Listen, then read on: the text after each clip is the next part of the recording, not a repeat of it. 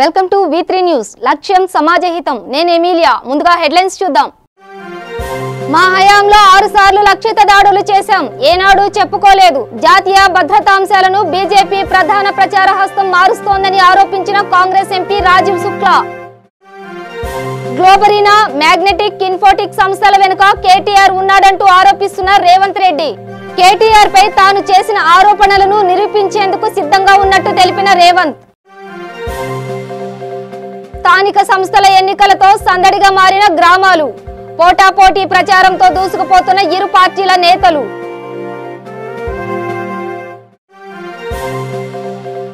బంగాళాఖాతంలో తీవ్ర కల్లోలం రేపుతున్న ఫోని తుఫాన్. మత్స్యకారులు చేపల వేటకు వెళ్లొద్దని హెచ్చరించిన అధికారులు. ఇక డీటెయిల్స్ చూస్తే 2008 నుంచి 2014 మధ్య పాకిస్తాన్ పై భారత సైన్యం 6 సార్లు లక్షిత దాడులను నిర్వహించిందని, వాటిని బయటకు చెప్పుకోలేదని కాంగ్రెస్ ప్రకటించింది. ఎప్పుడెప్పుడు సర్జికల్ దాడులు చేశామన్న విషయాన్ని తేదీలతో సహా ప్రకటిస్తూ ఫోటోలను విడుదల చేసింది. ఈ లోక్సభ ఎన్నికల్లో జాతీయ భద్రతా అంశాలను బీజేపీ ప్రధాన ప్రచారాస్త్రంగా మారుస్తోందని ఆరోపించిన కాంగ్రెస్ ఎంపీ రాజీవ్ శుక్లా తామెన్నడూ లక్షిత దాడుల గురించి చెప్పి ఛాతీని చర్చుకోలేదని అన్నారు. మన్మోహన్ సింగ్ ప్రధానిగా ఉన్న సమయంలో తొలి సర్జికల్ దాడిని పాక్లోని పూంచ్ సెక్టార్ కు చెందిన బట్టాల్లో జనవరి 19, 2008న జరిపామని ఆయన తెలిపారు. రెండో దాడి ఆగస్టు 30, 2011న పీఓకేలోని కేల్ ప్రాంతంలోని నిలుమ్ నది అలోయలో, ఆపై జనవరి 6, 2013న సవాన్ పాత్ర చెక్ పోస్ట్ పై సర్జికల్ దాడులు చేశామని అన్నారు. జూలై 27, 2013న నాజాపూర్ సెక్టార్లో, అదే సంవత్సరం ఆగస్టు 6న నీలం నదీ లోయలో, జనవరి 14, 2014న నీలం నదీ లోయలోనే దాడులు చేశామని అన్నారు. కాగా తాను ప్రధానిగా ఉన్న సమయంలో పలుమార్లు లక్షిత దాడులు చేశామని, కానీ తాము ప్రచారం చేసుకోలేదని మాజీ ప్రధాని మన్మోహన్ సింగ్ బుధవారం ఓ ఇంటర్వ్యూలో చెప్పిన సంగతి తెలిసిందే. మన్మోహన్ సింగ్ మాట్లాడిన గంటల వ్యవధిలోనే కాంగ్రెస్ పార్టీ తమ సర్జికల్ స్ట్రైక్స్ ను తేదీలు, ఫోటోలతో సహా వెల్లడించడం గమనార్హం.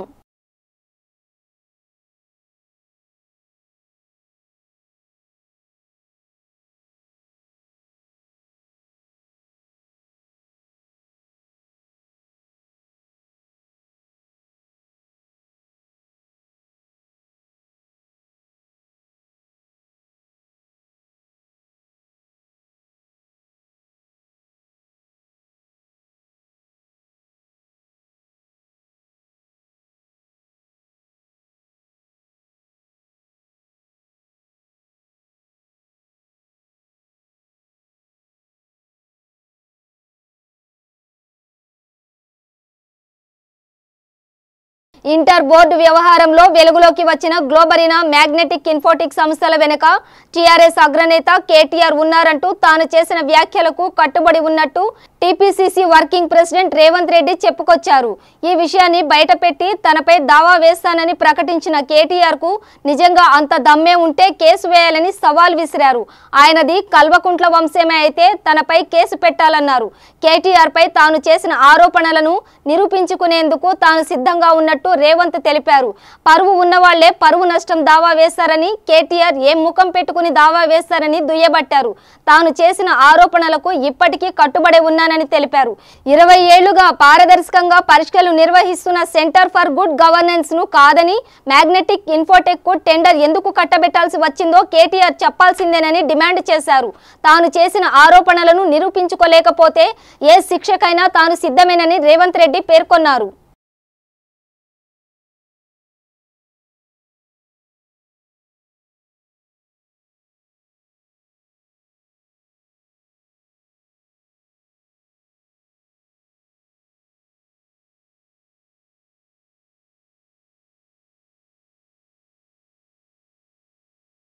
తెలంగాణ రాష్ట్రంలో డిగ్రీ, పీజీ, ఇంజనీరింగ్ పరీక్షల నిర్వహణ, ఫలితాల ప్రకటన వంటి విషయాలలో సంస్కరణలు తేవడానికి ఉన్నత విద్యా మండలి పూనుకుంది.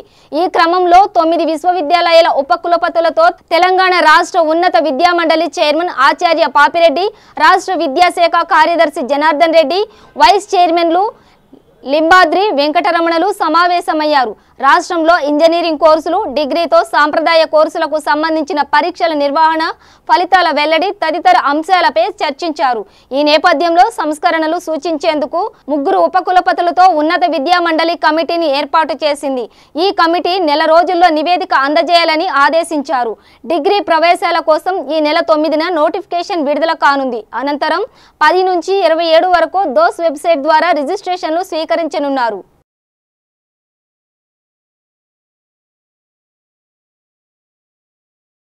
తెలంగాణ ఇంటర్ ఫలితాల్లో జరిగిన అవకతవకలను నిరసిస్తూ బీజేపీ అధ్యక్షుడు లక్ష్మణ్ నిమ్స్లోని నిరాహార దీక్ష చేస్తున్న విషయం తెలిసిందే. 4 రోజులుగా నిరాహార దీక్ష చేస్తున్న లక్ష్మణ్ అస్వస్థతకు గురయ్యారు. ఎటువంటి ఆహారం, ఫ్లూయిడ్స్ తీసుకోకపోవడంతో లక్ష్మణ్ కడుపు నొప్పితో బాధపడుతున్నారు. ఈ మేరకు వైద్యులకు లక్ష్మణ్ వ్యక్తిగత సిబ్బంది సమాచారం ఇచ్చారు. కాగా ఇంటర్ విద్యార్థులకు న్యాయం జరిగే వరకు తన నిరాహార దీక్ష విరమించే పరిస్థితే లేదని లక్ష్మణ్ స్పష్టం చేశారు. గత నెల 29న తన నిరవధిక నిరాహార దీక్షను లక్ష్మణ్ ప్రారంభించారు.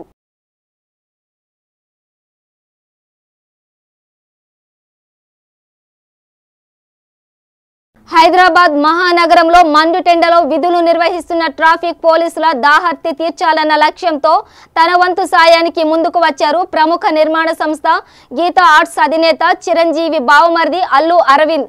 హైదరాబాద్ నగరంలోని అన్ని ప్రాంతాల్లో విధులు నిర్వహిస్తున్న పోలీసులకు సీల్ చేసిన మజ్జిగ బాటిళ్లను అందిస్తున్నారు.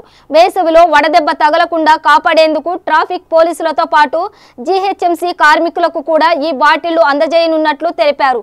మజ్జిగ దాహార్తిని తీర్చడంతో పాటు ఆరోగ్యాన్ని ఇస్తుందని, ఈ మంచి పని చేస్తున్నందుకు చాలా ఆనందంగా ఉందని గీతా ఆర్ట్స్ నిర్మాణ సంస్థ తన ట్విట్టర్లో పేర్కొంది.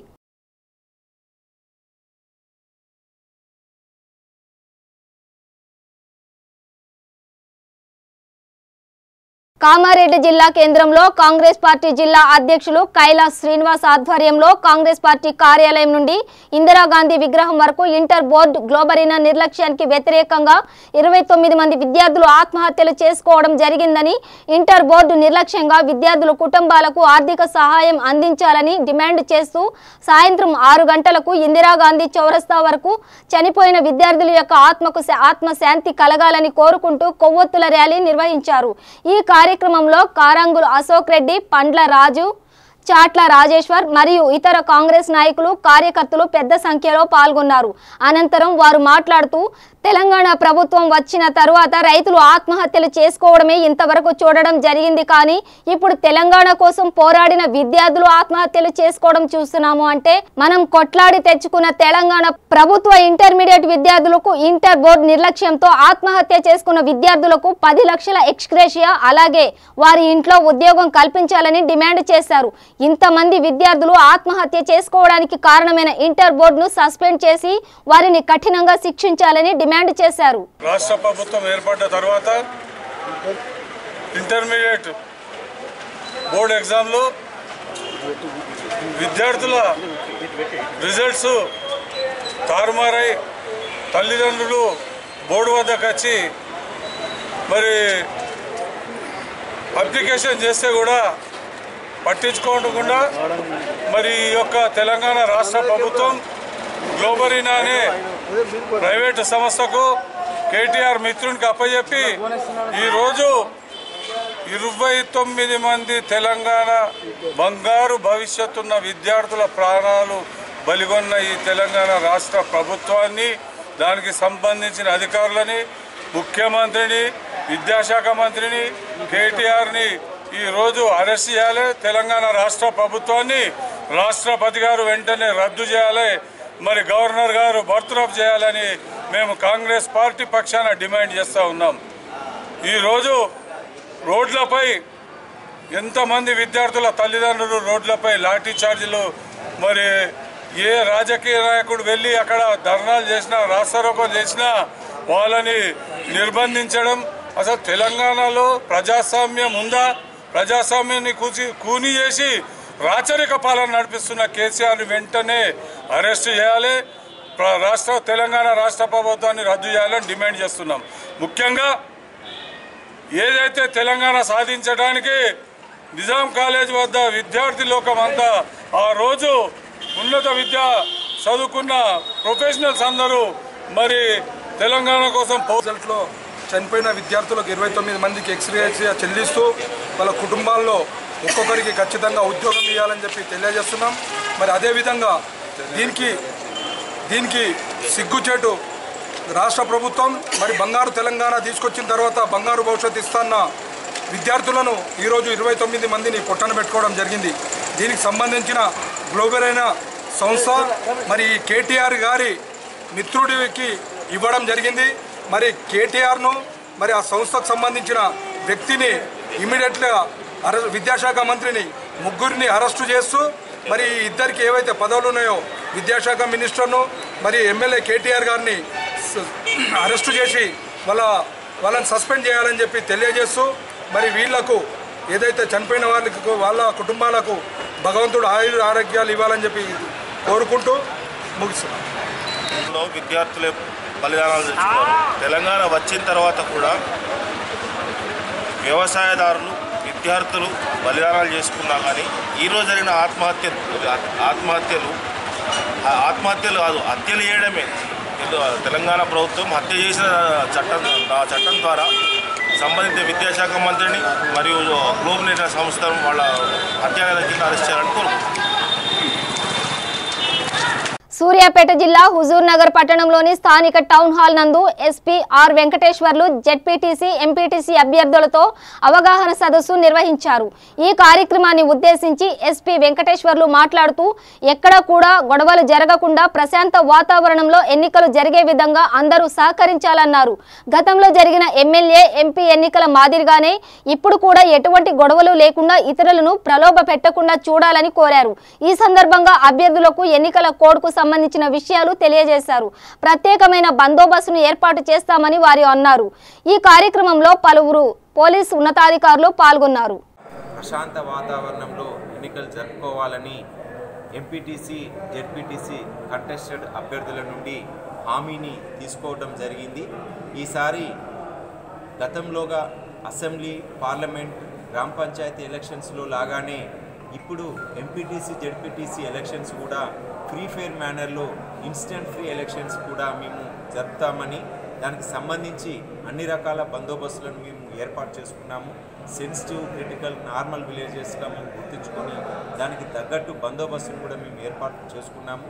దీనికి సంబంధించి మా సంబంధిత డిఎస్పీ, సిఐలు, ఎస్ఐలు అందరూ కూడా విలేజ్ విజిట్స్ చేస్తూ అవగాహన కార్యక్రమాలను చేపడుతున్నారు. కళాజాత బృందంతో అవగాహనను కల్పిస్తున్నారు. ఫ్రీ ఫెయిర్ మేనర్లో ఎలక్షన్స్ను మేము జరుపుతామనే ధీమాతో మేము ముందుకు వెళ్తున్నాం. బులెటిన్లో షార్ట్ బ్రేక్ తీసుకుందాం.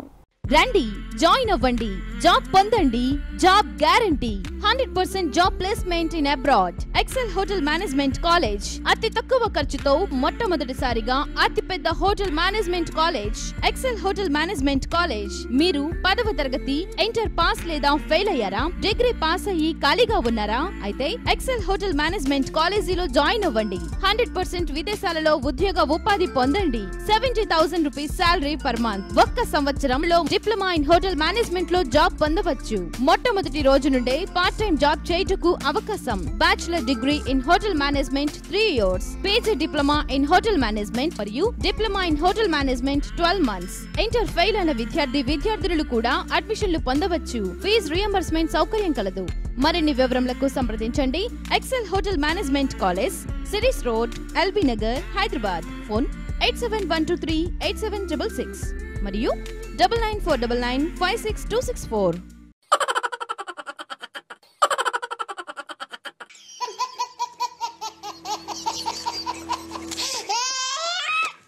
గిలిగిలిగా ప్రతిరోజు ఉదయం 11 గంటలకు, తిరిగి రాత్రి 9:30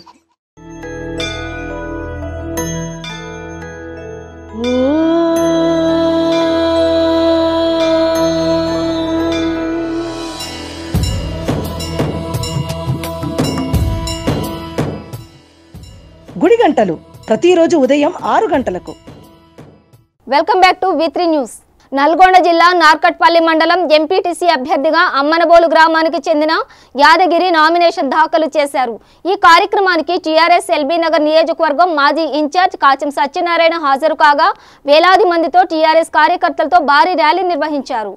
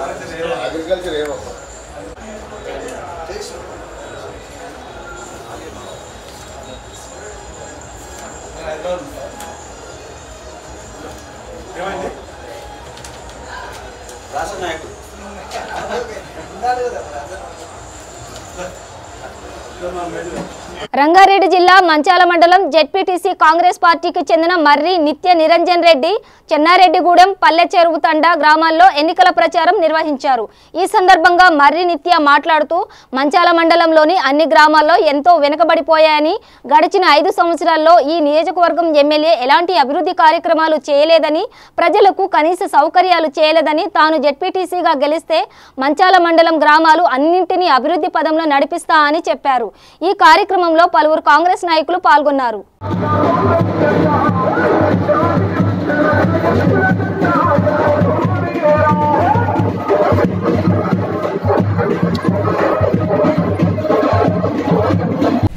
బీసీ తాండా గ్రామాల్లో పర్యటించడం జరిగింది.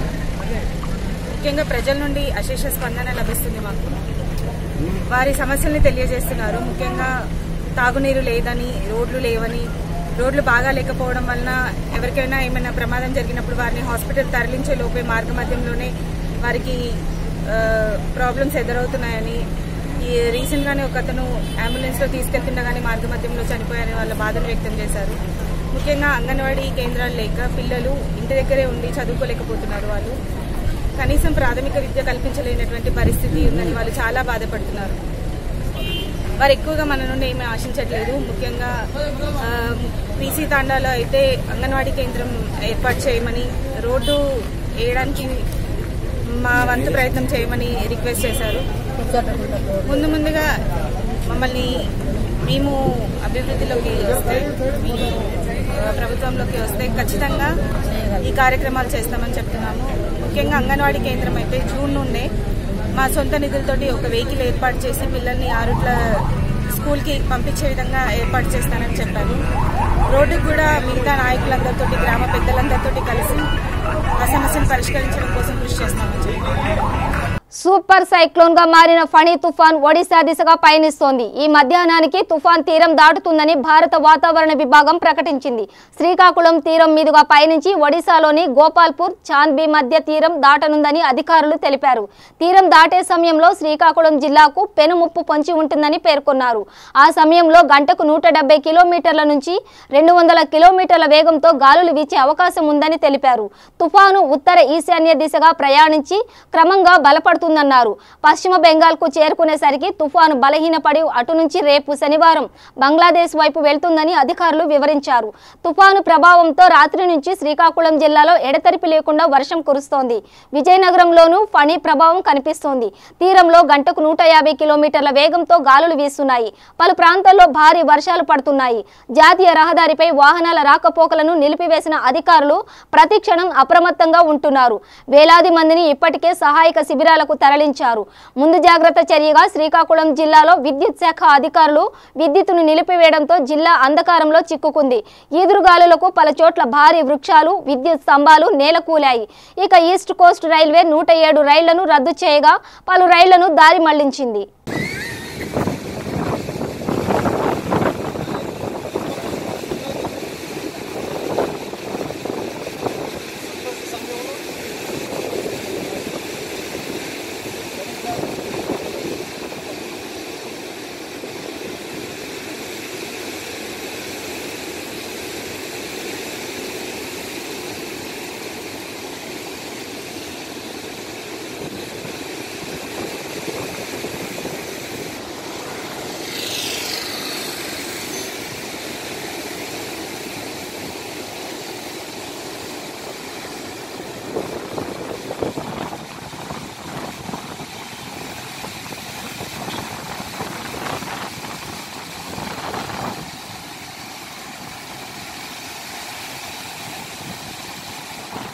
హైదరాబాద్ బొగ్గులకుంటలోని తెలంగాణ సారస్వత పరిషత్లో సూర్యచంద్ర సాంస్కృతిక సంస్థ వారి ఆధ్వర్యంలో సకల కళా మహోత్సవాలు ఘనంగా నిర్వహించారు. వివిధ రంగాల్లో అత్యుత్తమ ప్రతిభ కనబరిచిన వారికి హైరేంజ్ వరల్డ్ రికార్డ్ అవార్డుల ప్రదానం చేశారు. ఈ కార్యక్రమానికి ముఖ్య అతిథిగా తమిళనాడు మాజీ గవర్నర్ కొణిజేటి రోషయ్యతో పాటు పలువురు ప్రముఖులు పాల్గొన్నారు.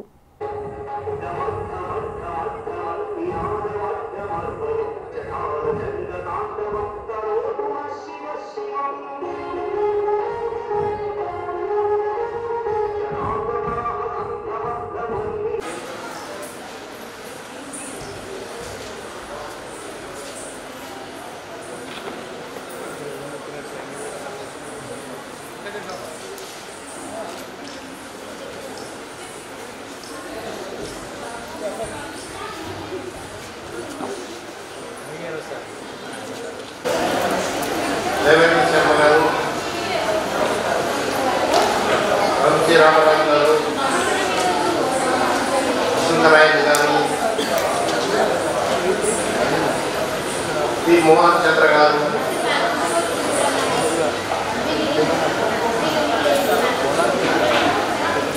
మీడియా మిత్రులు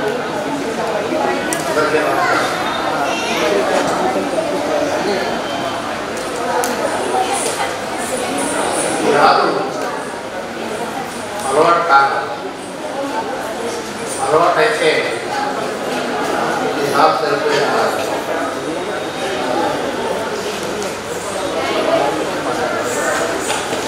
చాలామంది పిల్లలు నాట్యం చేస్తూ ఉంటే చూడాలని వారి హావభావాలు ప్రదర్శించాలని భావిస్తారు. కానీ అలాంటి అవకాశం లేకుండా పోయింది. పెద్దవాళ్ళు తరచూ కార్యక్రమాలు జరుగుతూ ఉంటే అక్కడికి వెళ్ళలేదు. ఇప్పుడు ఏడాదికి ఒకటి అలా కార్యక్రమాలు జరుగుతూ ఉంటే అక్కడికి వెళ్ళలేదు. ఏమైనా ఇలాంటి చిన్న మంచి భవిష్యత్తు తిరిగి పెద్ద వారు చదువుకున్నటువంటి ఊరికి. హైదరాబాద్ సరూర్ నగర్ లో నువ్వు తోపురా సినిమా నేడు విడుదలైన సందర్భంగా హీరో సుధాకర్, కోమాకుల హీరోయిన్ నిత్య శెట్టి తదితరులతో సమావేశం ఏర్పాటు చేశారు. ఈ సందర్భంగా హీరో సుధాకర్ మాట్లాడుతూ ఎంతో కష్టపడి ఈ సినిమా చేశామని, చాలా బాగా వచ్చిందని, అందరూ నచ్చేలా ఉంటుందని తెలిపారు. ప్రేక్షకులు అందరూ ఆదరించి సక్సెస్ చేయాలని విజ్ఞప్తి చేశారు. మంచి పాటలు ఉన్నాయి, మంచి హుషారైన పాటలు ఉన్నాయి. సో మా అర్జున్ నాయక్ డీజే సభ్యులు కలిసి అన్న వారి కోసం ఇచ్చేద్దాం, మంచిగా ఇద్దాం అని ఒక డీజే సాంగ్ తయారు చేస్తారు. సో మీకోసం స్పెషల్గా ఒక్కసారి వినిపిస్తా. నేను ఆల్రెడీ పర్మిషన్ తీసుకున్నా మా వాళ్ళతో. సో ఒక్కసారి వినిపించి మీరు ఎట్లుంటుందో చూసి ఎంజాయ్ చేయాలి. ఎదురు ఏమైనా డాన్స్ చేస్తే నేను కూడా చూస్తా, ఇంకా మీకు జాయిన్ అవుతా కుదిరితే. ఒక్క నిమిషం, అది మన అంజనన్న, మన సుధాకర్ అన్న, మన వీళ్ళందరితో కలిసి రిలీజ్ చేయిద్దాం అనుకుంటున్నా. సో నేను 1, 2, 3 అంతా డీజే సాంగ్ రిలీజ్ అని చెప్పు. ఓకే, బులెటిన్ ముగించే ముందు హెడ్లైన్స్ మరోసారి. మా హయాంలో 6 సార్లు లక్షిత దాడులు చేశాం, ఏనాడు చెప్పుకోలేదు. జాతీయ భద్రతా అంశాలను బీజేపీ ప్రధాన ప్రచార హస్తం మారుస్తోందని ఆరోపించిన కాంగ్రెస్ ఎంపీ రాజీవ్ శుక్లా. గ్లోబరీనా, మ్యాగ్నెటిక్, ఇన్ఫోటిక్ సంస్థల వెనుక కేటీఆర్ ఉన్నాడంటూ ఆరోపిస్తున్న రేవంత్ రెడ్డి. కేటీఆర్ పై తాను చేసిన ఆరోపణలను నిరూపించేందుకు సిద్ధంగా ఉన్నట్టు తెలిపిన రేవంత్. స్థానిక సంస్థల ఎన్నికలతో సందడిగా మారిన గ్రామాలు, పోటాపోటీ ప్రచారంతో దూసుకుపోతున్న ఇరు పార్టీల నేతలు.